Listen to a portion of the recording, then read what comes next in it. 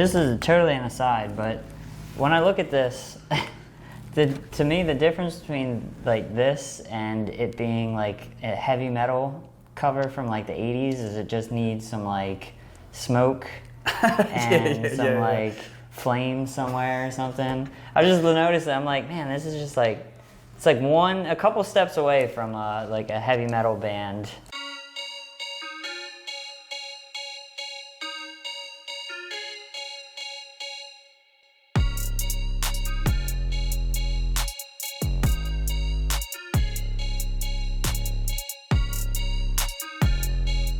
What's going on, guys? Welcome to another episode of Inside the Lines. My guest this week is Rich Croce, aka MC Bravado. AKA, I don't have any more AKs, but I'm happy to be here. I was gonna say, we can keep the AKs going. Yeah, I don't. We could make some up.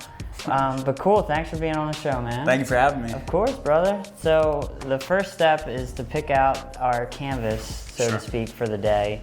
So if you would, you can just sort of go through, and if one pops out more than the others, we'll do that one, man. But I'm liking this, so we got like the unicorn action. So it's all unicorns. It's gonna be all. Let's just go with what's up then. You want to go with start? We'll start. Okay. We'll dive right in. Cool, man. Let's do it.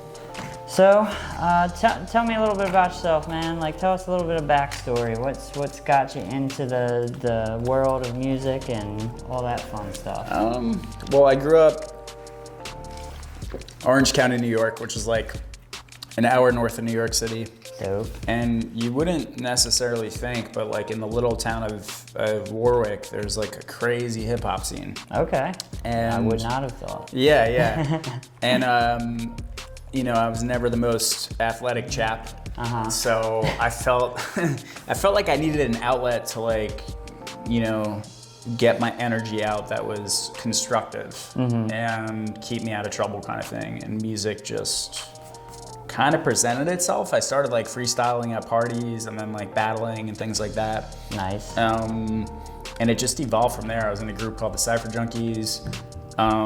We're still more of a collective now. Oh, cool. Moved down to Salisbury, went to college, started teaching. Was a little slow over there, so I moved to Baltimore and just kind of fell into the Baltimore scene, which awesome. Has been the best thing that's happened in my career, probably. So what got you down this way from the New York scene, if it's not too like personal or crazy of a story? Oh, no. I just happened to go to school on the Eastern Shore and went to both undergrad and grad school there. And then there wasn't, you know, once I started working and teaching, there was definitely still that void there. Like I was like recording and doing stuff and not as active as I would like to be, but there wasn't really a scene to be active in there.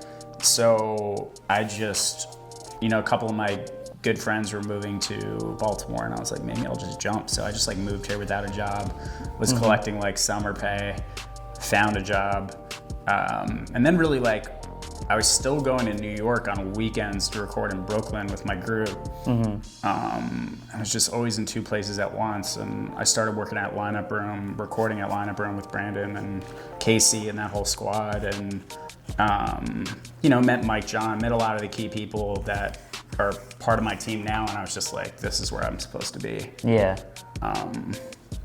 And everyone was like really accepting. That was like the surprising part for me, because like I went to B Club and the first time I went, I didn't get up. Like I was just watching. I wanted to see who the sharks in the water were. Yeah, exactly. You know? And then once I got involved, though, I was like, you know, people are really being cool and humble, and you know, actually seem to want me to be a part of this. So yeah, it's been really good. I mean, for you, like, what are the hardest things to sort of like balance, you know, as being an artist and trying to keep things relevant and all that stuff? I think like, it sucks, but when you're like on your way up, and in today's climate especially, you have to spend a lot of time on your social media, your marketing, your rollout plan. Like there's so much music and it's so saturated that like you can't expect to put something out and for it to light the world on fire. And it's not like, artists will put a piece of work out that might be a great piece of work, but they have no plan, and then they get like spiteful and think it's like them against the world, and it's like, no, dude, like you did not have any idea of how you were going to really get this to people. Yeah. You know, and when you're competing with like attention spans that are 5 or 10 seconds on cell phones, you know, you have to like captivate. Yeah. So much of our time is spent now. Like, I would love if 90% of my time was spent recording. But like, I would say 80 to 90% of my time is spent on that, plotting that business. And then, you know, we do a studio session a week, but even half of that is dedicated to business and half of it's dedicated to whatever we're working on, so. Yeah, and by business you mean just like sitting down and chatting about like game plan and all that stuff. Yeah. Nobody wants to do that, but doing that kind of thing and being meticulous about it and setting goals is what really separates you from a lot of the competition. Like, there are a lot of people I know, I'm not gonna name names, their music isn't the greatest, but like their hustle is great, their plan is great. And people could throw shade at that kind of thing, but they still deserve their success in my book because they're doing the work that nobody wants to do. Yeah, I mean, how many times do you hear like people saying like, oh, you know, that person is like, that shit's whack or something like that, but it's like, that's out there. Like, they obviously they're smart in something. They're it doing might something. Not be the lyrical content or whatever is in the music, but like somewhere along the line, somebody knows how to market. Exactly. You know? And that can't be slept on. Exactly. So yeah, so I think everybody, like, no matter what you feel of them as an artist or whatever, it's like you have to at least respect. You know, I think that's the thing that people don't do enough of. No, and a lot of the artists are like very gifted on the, you know, like whether it's lyrical or like they can sing or their production or whatever it is they're good at, but they just expect like the red carpet and trumpets to roll out, and it's like, dude, like we book like Easy and I, for example, we just did that little like New York to Nashville run, quick little week-long tour. We both been at it forever, and like we're still booking our own tour. You know what I'm saying? Like we're doing all this legwork that a lot of people, they'll be like, I've been rapping for 2 years, like I need a manager. It's like, what to manage what? Like, yeah, right. You know, like, that's true. What's the management for at this point? Exactly. You know? No, I hear you, man. So that always frustrates me to hear. I don't want to sound like the old man on the soapbox, but I'm just like, you got a long way to go, pal. No, I mean, yeah, it's definitely a grind, and like you're saying, like you're still sitting there. You're the one. So I'm guessing you're the one like reaching out to these venues and talking to their booking agents and all that stuff. Yeah, you know, I'm at a point now, I'm fortunate, like I have some people, we kind of, like Brandon and I work together, you know, on a lot of stuff. But yeah, by and large, I mean, we're still making these moves, we're still doing the grunt work, we're not expecting a handout. If you're gonna wait for that, you're gonna be waiting a while. So what are some goals for you over the next few years? Like, what are you hoping to get accomplished or do more? I don't think like I'm not gonna say I have content that isn't mainstream. Like I have stuff on the way, especially that's more like mindful of like universal appeal.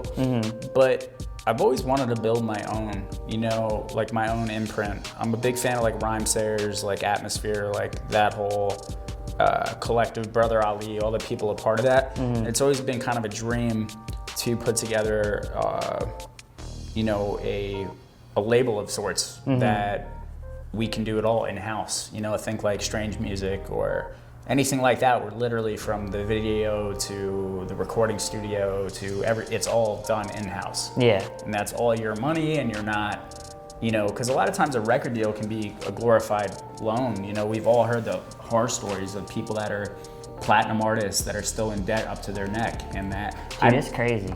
Yeah, so I've been on the kick where it's like, do I feel like right now if I wanted to, I could probably sign somewhere? I do think that, but I'd rather like take a little bit of the longer way and have something that's sustainable over the long haul. And I think there's, you know, like Rhymesayers is the example I was using. They're kind of Minnesota centric. And I think like people who aren't hip would be like, what? There's like all this great hip hop coming out of Minnesota? Like that's left field to me. Yeah. There's a great scene there. And I think like, not that people don't know about Baltimore or the DMV, but I don't think the DMV gets the credit it necessarily should. So I feel like a DMV centric imprint with like some of my New York folk involved, I think would be like my dream scenario. Like, yeah. Part label executive, part artist, you know, like, yeah. That's cool, That's man. where I want to go. That's really dope. I think there's a lot of potential with something like that. I think so too. So I really like that. So do you still do the teaching thing? Yeah, there's kind of from a distance. I work in a program here and there called Beats Not Bullets, which is, basically a one-stop shop for kids to learn like production, engineering, even songwriting elements, like music business. It's really like an amazing program. And it happened to be at my old school, Lake Clifton, last year. And I quit my job at Lake Clifton at the end of the 2018 school year and jumped on Warped Tour. And that was kind of like my moment where I was like, this is it. This is the jump. Yeah. And then the following fall, I found out that the program was there. And it was a cool way for me to still be in that building here and there, keep tabs on some old students. Some of my old students jumped in the program. We actually had one of the kids jump up with me at Soundstage. Okay. As like a little incentive. And yeah, so that allows me to keep involved, because I miss teaching. I think anyone who's meant to teach or enjoys teaching is gonna miss it if they walk away. So I'm kind of always on the lookout for ways that I can marry those worlds. Like, and we've got some stuff on the way that I can't quite elaborate on yet. Yeah. That further, demonstrates that I'm like super excited about. Nice, man. It wasn't this exclusive choice of like, okay, I'm doing music now, I have to like abandon that side of my life. We're finding a way to make it all work. So. No, that's dope, dude. Have you ever had like a show that's just like you're about to do it, or you're a little bit out and it's just like it just drops out on you, like you've gotten canceled on? Oh yeah. There was one, like I said, I went to Salisbury, and they have this big show called War on the Shore. Not War on the Shore, that's a lacrosse event. They have a big show that they do every year called Golf Fest. Okay. And when I visited Salisbury years ago, Talib Kweli was playing. Oh shit, nice. So like I'm in the audience, and this will give you a clue how old I am. This is like probably fucking 2006 or something. And I'm like, I've been rhyming a little bit, but I'm kind of like green at the time, and I'm like so hype to see this. And I'm like, man, someday, I forget who I was with, but I was like, I'm gonna be on this stage at some point. Like someday this is gonna happen. Nice. So like fast forward to a couple years ago, I get a call for a donation. And I'm on a teacher's salary at the time. I'm like, I don't know what kind of donation you think you're gonna get. But like, I was like, I'll tell you what, like I'll donate something if you put me on, or you put me in touch with the right person for this card. So they put me in touch with the right person, and lo and behold, I'm supposed to be opening for Logic. Okay. So they're asking me what I need in my like, what's in my rider, like what's this gonna take for hotel accommodations, all these like little perks, these beautiful little perks. Yeah, right. And then my connect there ends up like quitting her position. Logic ends up doing this different tour. The headliner ends up being someone that would not work with me at all. Like it just aesthetically, it would have been bad. So I didn't wind up doing it. And I was like, okay, the next time I attempt to do this, I'm gonna be the headliner. I'm not playing these games. Yeah. Well, so before I forget to ask, how can people, if they're trying to find you on the socials and such, where can they find you out at? Yeah, sure. So everything is MC Bravado. So Instagram at MCBRAVADO. Same with Twitter. Facebook is MC Bravado. Nice. I even had a Tumblr for a while. I don't use that anymore. There you go. Bandcamp.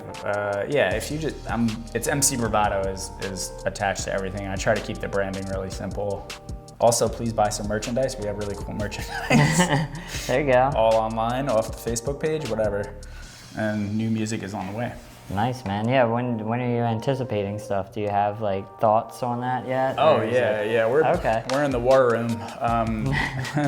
I think I got a remix EP that's out now, called Zemer, and that is you know, you can get that anywhere. But the the new album, I'm thinking like early 2020. Nice. Yeah, and the single a little bit before then, the single's got somebody on it that a lot of people will know. Sweet. So we're super excited about that. That's pretty dope. And that'll, winter, I guess, is about as specific as I can be. Yeah. Well, before we kind of wrap up here, are there any kind of other thoughts you have or things you want to get out to the peeps, to the masses, or stuff like that? Yeah, I can say with the utmost honesty that this next record is the best thing I've ever done. I think the artist should say that with every release, but usually when I'm putting a release out, I'm like, is this better than this one? Like, it's really good, I like it. Is it better than the one before? I, with the utmost conviction, know this is gonna raise some eyebrows, so. That's amazing, dude. Please just keep paying attention, following. The support is literally everything. We are nothing without it. And yeah, early 2020. That's awesome. Things are gonna get interesting. And before we sort of wrap things up here, I like to always give a nice thank you gift for being on the show. And here we have a Pog just for you. Oh, beautiful, thank you.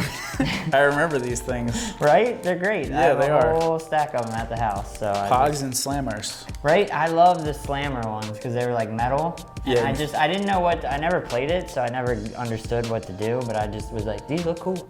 They are cool. I'm so old that when these were starting off, it was O.J. Simpson trial centric Pogs. Really? So I had like a Judge Ito slammer, slamming the gavel and slamming and slamming. That's amazing.